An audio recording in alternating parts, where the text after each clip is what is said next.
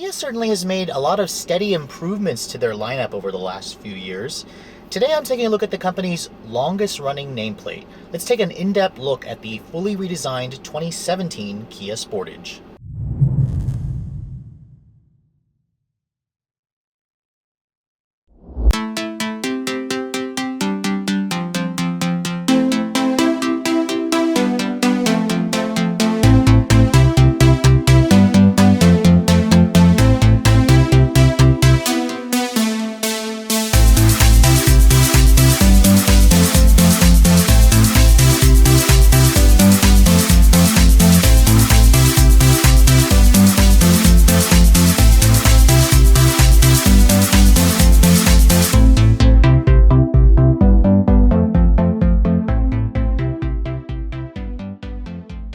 So for those of you who remember the first generation Sportage, it was launched back in the US in 1995, and during that time period, Kia was not known for offering high-quality vehicles that a lot of you wanted to purchase. However, the Sportage was one of the company's most successful launches at the time, and Kia borrowed a lot of engineering help from Ford and Mazda, and even had Lotus tune the suspension. Now, if you guys remember the original Sportage, it was a very different vehicle than the 2017 model that I'm showing you today. It was a body-on-frame, small SUV, kind of going in line with more of like a Geo Tracker, and the original Jeep Cherokee in terms of its competitors, and it was a much more crude, much more truckish vehicle. Now, that model actually ran in the US until 2003 when Kia discontinued it and didn't bring back the Sportage nameplate until 2005, where it was a completely different vehicle. Now, since then, the company has gone to sell about 40 to 50,000 Sportages every year, so this is part of the very lucrative and popular compact SUV class, going with the likes of the Honda CR-V, the Toyota RAV4, the Nissan Rogue, just to name a few. Now, if you guys look at the Sportage today, it's now in its 4th generation, and as I said before, this is the oldest nameplate in the Kia lineup. Now, for this all-new model for 2017, it is the sister vehicle to the just redesigned Hyundai Tucson. I showed you guys that vehicle earlier this year. Great SUV. I was definitely very impressed with it.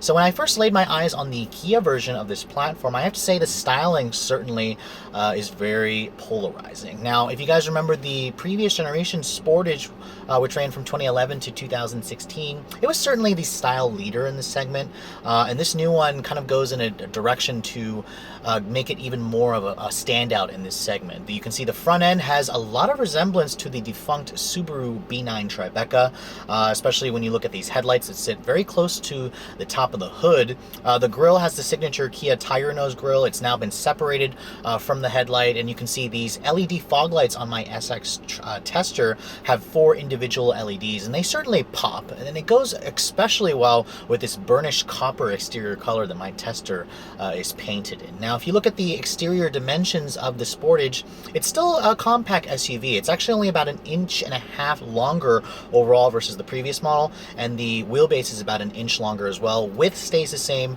height stays the same, just to make this vehicle easy to maneuver, easy to park in congested cities if you guys are going to be owning this vehicle. Now, if you look at the wheel size, my SX comes with these upgraded 19-inch wheels. I love the wheel design, and the Sportage does have one of the fatter tires in the segment. These are 245/45 series rubber on 19-inch wheels. Really does a good job at giving this car a sleek, sporty, aggressive stance. Now, out back, you can certainly see a lot of the changes. The SX models will come with these LED taillights, the dual chrome exhaust tips. The SX model is the only model to get that, since you do have the upgraded 2-liter turbocharged engine. Now, if you guys are wondering what the differences are between this and the Tucson, really it's all has to do with the styling and what's underneath the hood. The Sportage has the more powerful engine choices, and if the design appeals to you, I think it certainly looks very standoutish, especially in this fantastic color. Whether you like it or you hate it, you have to admire Kia for offering a vehicle that stands out in a sea full of vanilla gray crossovers. Anyways, enough about the exterior. Let's take a look at the inside and see some of the changes that Kia has made. Now, when you first approach the all-new Sportage, you can see most models, the EX and Ups trims, will come with Kia's intelligent access key with push-button start. All you have to do is keep this key fob inside the vehicle, and then when the vehicle is locked, obviously the mirrors will fold in. You can select that if you want. To unlock it, you have to touch the button here, and that will unlock the doors for you. Now, looking at the interior, when you open the door, you can see Kia has done a really good job at making their interiors a lot nicer, a lot more refined. The materials in here are certainly tops in the class. The seats are very supportive, very comfortable, have good bolstering. The leather does come standard on the EX and up trim levels, and you can see getting inside the Sportage, it has a very easy step-in height. This is basically what you expect with all of the compact SUVs. This is why you probably end up purchasing one. Now, shutting the door, the thunk sounds good. It feels solid, giving you an impression of quality when you first enter the vehicle. Now, as I said before, push button start is standard on EX and up trims. Mine is an SX, so all you have to do is put your foot on the brake and then push this button here to start the engine. Now you can see the gauges are very crystal clear. They're easy to look at. They look nice. I'm actually a big fan of the font as well. It just looks very clean and elegant. And when you look at the interior at a glance, you can see Kia very much improved the interior materials in here versus the previous generation. The old one had a lot of scratchy hard plastics. This one certainly has been upgraded. You can see the dashboard has this exposed stitching. It's all soft touch, except on this lower portion here. This upper portion is soft touch. Looking at the door panel here, this is also soft touch, same material that's on the dash. You have a aluminum accented door handle here, some piano black trim accenting the rest of the interior. It looks nice. There's leather on the armrest here, and then the window is automatic up down for the driver only. I kind of wish Kia made it for the passenger as well. You can see the auto fold mirrors. They do come on the SX trim level like mine. You can set it to an automatic setting. That's what will make the mirrors fold in and out whenever you lock and unlock the vehicle. Now, looking at the steering wheel, I'm a big fan of the steering wheel. It's very much the same steering wheel that's on the new Optima. It's got a flat bottom, which I like. It looks good. It has very nice smooth leather, nice bolstering extension. There are paddle shifters on this SX model and nice steering wheel controls. Overall, it's a very handsome and pleasant, very German-like interior. You can see looking at the center stack here, there's lots of buttons that are well labeled and logically placed. Audio controls there, your climate controls there, your heated and cooled seats, heated steering wheel controls are down here, and then very nice storage here as well. Now, this shifter controls the 6-speed automatic transmission. It's a very Audi S shifter because, as you guys know, Peter Schreier came from Audi Volkswagen, so it doesn't surprise me that you'd find this here. A backup camera is standard on all the trims, even the base LX. It does give you distance and trajectory.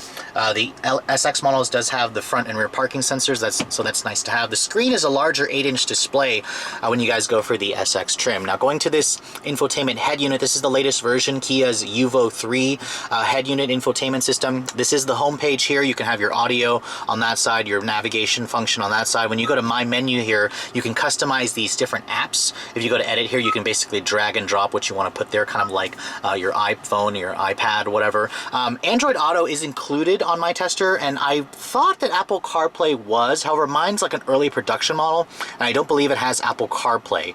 But again, if you guys are going for the newer models, they should have the Apple CarPlay and Android Auto. That's new for 2017. It's a feature that a lot of new cars are getting, so you guys have seen it before. It works very well. The navigation function, when we go back to the map display here, it's the typical Hyundai Kia head unit here. Nothing new, nothing extremely fancy. It won't wow you. It works okay. I did find that it gets me lost around DC. The touchscreen response is good. It's one of the faster touch response systems in the business, so I am happy to report that. When you go to your radio function here, you have your usual sources: AM, FM, Sirius XM, Bluetooth streaming audio, USB, auxiliary. I mean, all this necessary stuff you basically want is here, and it does have different apps like Pandora.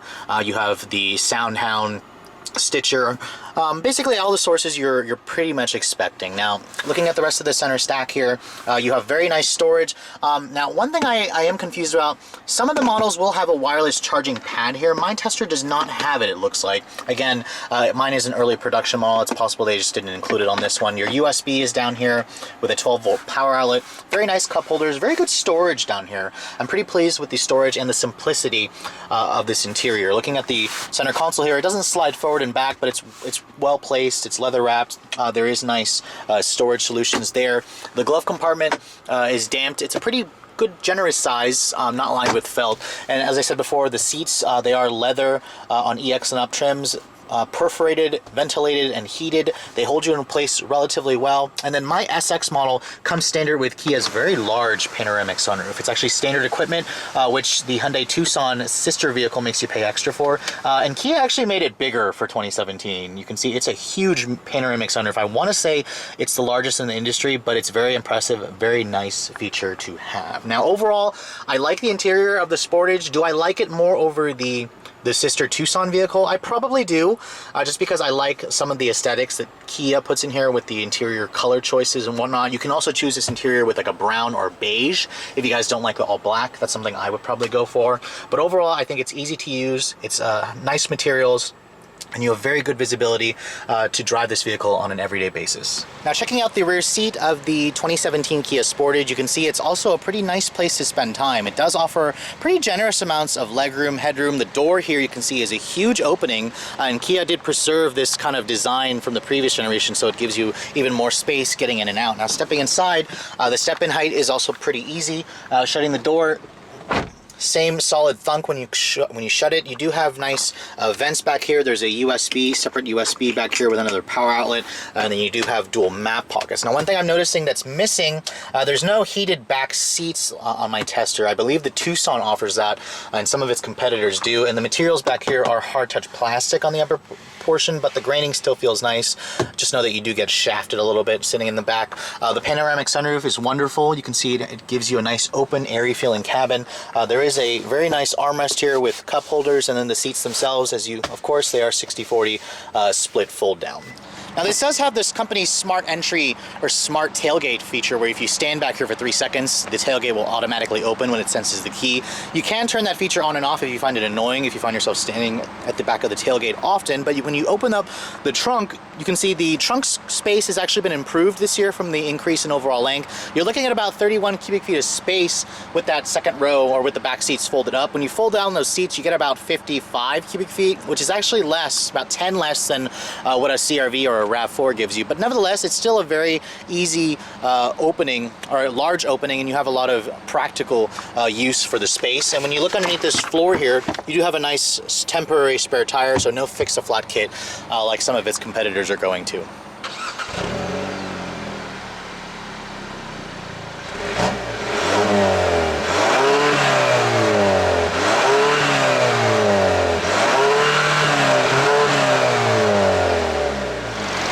The Sportage's hood for 2017, you're going to look at a familiar engine lineup. This is the same 2 gasoline 4-cylinders that's available as the previous generation, starting with a 2.4-liter direct injection base 4-cylinder. That makes 181 horsepower and about 177 pound-feet of torque. Now, if you guys spring for the SX model, like my tester, you're going to get an upgraded motor. This is the company's corporate 2-liter turbocharged GDI Theta 2 4-cylinder. GDI stands for gasoline direct injection. Now, if you guys look at the numbers versus last year's model, Kia significantly reduced the output. It's now putting out 241 horsepower and 260 pound-feet of torque. The 2016 model put out 260 horsepower and 269 pound-feet of torque. Now, Kia says that they beefed up the mid-range so the vehicle feels faster, and they improved the fuel economy, which, to be honest, the Sportage was actually one of the more thirstier vehicles in the segment.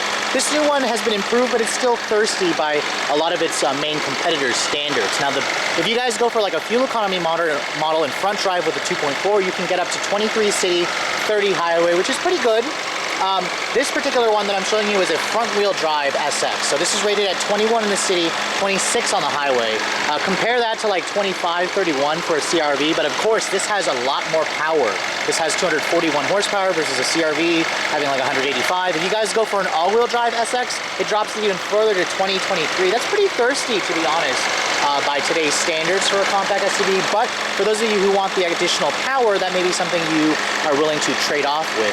This vehicle is available in front or all-wheel drive. My tester, like I said, is front-wheel drive. All of the power goes through a 6-speed automatic transmission only. It does run on regular gas. Let's get out on the road and see how it all works, shall we? So if you're shopping for a compact SUV, there are no shortage of choices out in the market. So how does the new Kia Sportage compare? Now, if you guys remember my review of the previous generation, I liked the turbo engine. I liked the sleek styling. However, there were a lot of things wrong with the previous generation. So let's take a look and see if Kia has addressed a lot of the problems with the old model.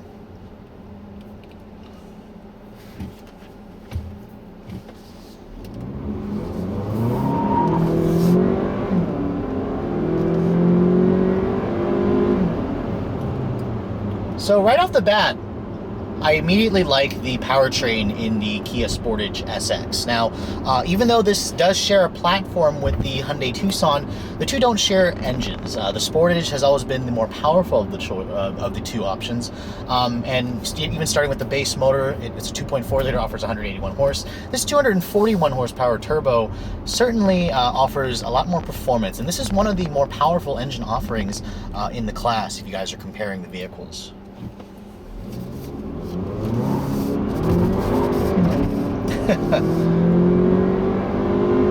Now, my tester is a front-wheel drive model, and first of all, I want to say I think front-wheel drive SUVs are pointless. I mean, honestly, even if you live in an area where you don't think you're going to need it, I just think that an SUV needs to be all-wheel drive. I mean, it's a $1,500 option on the Sportage, and I would get the all-wheel drive option. But surprisingly, even though mine is only front drive, it does spin its front tires when you really get on the gas, but it doesn't really have much torque steer, so it puts the power down reasonably well. I mean, then again, this turbo motor, this 2-liter, 241 horsepower, that's decent. A lot of competing 2-liter similar displacement motors do put out more horsepower, though.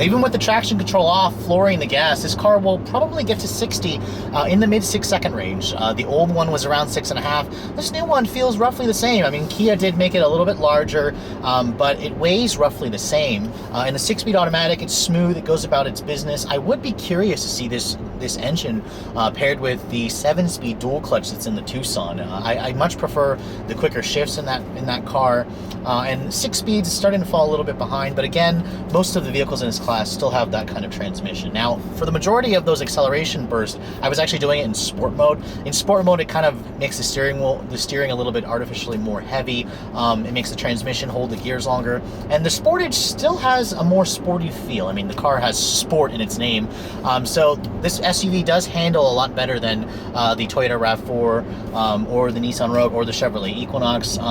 You know, the steering is an electric power steering assist, but it has relatively good precision. Not much feel, it's pretty numb. But one thing that Kia really did improve is the ride quality. The old one crashed over bumps. The structure just quivered. There was a lot of harshness. It was a lot of road noise. And this one is better. Now, it's not the class leader in terms of softness. If you guys want a soft ride, you're really going to want to go for a Nissan Rogue or the Chevy Equinox, the Ford Escape, or the Toyota RAV4. Those have the softer rides. This is still more on the firmer side. This kind of feels a little bit like a Mazda CX-5. And it has the same kind of compliance that a CR-V offers. But again, I really like the turbo motor in this car, since the CR-V and the CX-5 don't offer any kind of upgrade like this.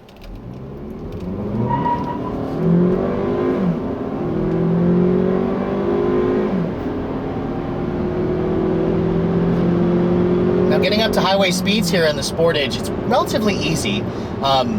This car has more of an effortless feel when it comes to acceleration. You can credit that to that fat 260 pound-feet of torque right in the mid-range. There's a lot of mid-range pull, whereas if you guys are going to test drive a RAV4, a CR-V, a CX-5, they don't have an upgrade engine.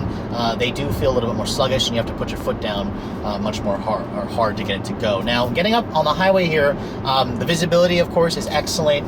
Very nice view out of the front, big side mirrors. The view out of the back has been improved a little bit, even though you do have these still relatively thick pillars because of the styling design in this car. But, you know, in terms of driver assistance tech, that's something, again, you expect in this class. This car offers lane departure warning to where it beeps, annoyingly beeps when you go over the lane without signaling. It does have blind spot monitoring with rear cross traffic alert and lane change assist. It does not have adaptive cruise control. It's not available as an option on any trim, surprisingly, which is weird because a lot of its competitors offer that. The Sportage, for some reason, does not, but neither does the Tucson. But the car does give you autonomous emergency braking, so it's weird to me that Kia threw in that tech with the forward collision warning, but they didn't give me the adaptive cruise option. It's something that I'm kind of nitpicking. Most of you probably won't even get the option, but to be honest, I kind of wish Kia offered it, especially since they kind of go for a more premium feel. I mean, honestly, driving this car around on public roads, I love the steering wheel on this car. It reminds me of a Volkswagen GTI. I mean, a lot of the interior elements of this car remind me of a German car, which doesn't surprise me. Peter Schreier came from Audi Volkswagen Group, and I mean, it's a great manufacturer to emulate with the styling, with the feel of this car. And there's a lot of things about the new Sportage that I definitely like, and I think it will appeal to a lot of buyers looking for something different, something other than your neighbor's CR-V or RAV4 offering. Again, the engine is relatively smooth. It's quiet. It's almost too quiet. I kind of wish it had more of a little bark, but again, buyers in this class don't really give a crap about a nice throaty exhaust note, or racing people at the stoplights. Anyways, let's talk about a couple of numbers here with the new Sportage. Fuel economy. This is an area where I talked about earlier, where the Sportage is behind the times in terms of the numbers. This vehicle is rated. My tester is rated at 21 in the city, 26 on the highway. You're going to lose 3 mpg if you guys go for all-wheel drive. That's significant. Now, in the real world, I was actually able to get around 19 miles per gallon in mostly city driving. On the highway, I did easily beat the EPA's estimate of 26. I got about 32 miles to the gallon on the highway, which is pretty good. It's right in line with its competitors, especially since I've got the upgraded turbo engine with much more power, so I much prefer this powertrain combination compared to some of the Japanese competitors. Now, regarding the price, the new Sportage is a little bit more expensive this year. It's about $800 more expensive versus the 2015 model. Kind of expected. You do get more standard equipment. This is a new vehicle. It's been fully redesigned. It starts at around $22,900 plus destination. That makes it roughly about $1,000 less than most of its competitors. So the Sportage still has that Kia value strength here. Now, my SX model is the top of the line, and it starts at around $32,000. Add $1,500 on every trim if you guys want all-wheel drive. So mine is around $33,400, which makes it right in line with the fully loaded competitors from Honda, Toyota, Ford. The Ford or the Jeep Cherokee, for example, however, will be more expensive. However, they do offer a couple of features that the Kia does not offer. Now, all in, I mean, would I pick the Sportage if I was in the market for this kind of vehicle? I definitely say this new Sportage is on the top of my shopping list. If you guys are okay with the styling, you want the turbo, you want something different, this is certainly a vehicle that will deliver that. Now, if you guys are looking for the softest ride, the most interior space, the most cargo space, the Sportage will definitely not deliver on that end. But again, there's so many choices in this segment. You really are doing yourself a disservice by not taking a look at every vehicle that all the manufacturers offer in this compact sport utility segment. Anyways, I hope you guys have enjoyed my overview of the fully redesigned 4th generation 2017 Kia Sportage. If you're in the market for a compact SUV like this, make sure you check one out. And if you guys are also looking to see the latest vehicles that I'm testing, make sure you follow me on Instagram, like us on Facebook, and as always, keep subscribed to the Redline Reviews YouTube channel for all the latest reviews. Thanks so much for watching, guys. I'll catch you all in the next video.